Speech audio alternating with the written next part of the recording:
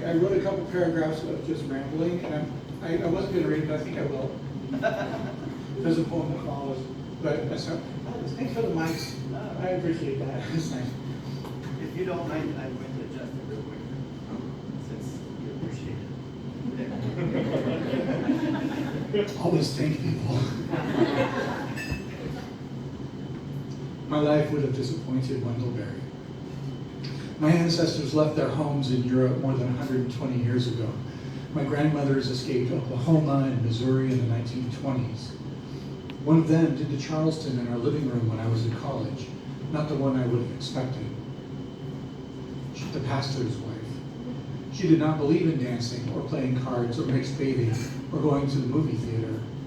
She was born in 1916 and saw her first film in the 1990s, The Grapes of Wrath.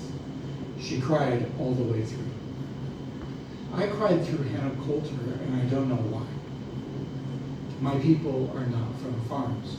Not from farms we can be proud of, anyway. I've heard a recording of my great-grandmother talking about her grandparents' plantation in Alabama, or maybe Kentucky. If anyone ever told her not to use the N-word, she was still trying to remember that in 1969. Her voice becomes guarded when she talks about it. I never heard much about it, she says. My people are travelers, and I have become a traveler. I don't even garden.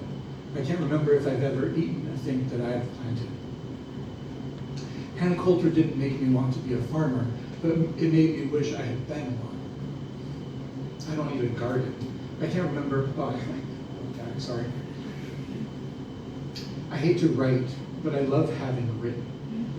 I wish I had written like Wendell Berry, like this. My people have been travelers always. Left Europe with a leather suitcase full of Mama's sterling silver, a couple of old photographs, and a Swedish Bible.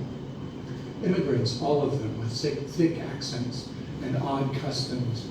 Ice doesn't bother Swedes. They saw the Statue of Liberty when it was still new.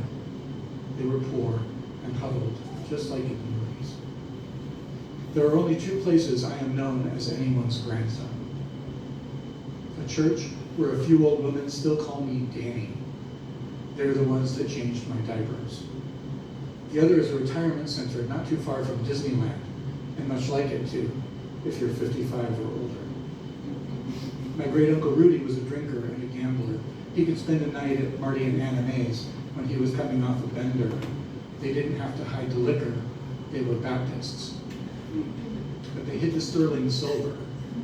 Uncle Rudy was not a successful gambler.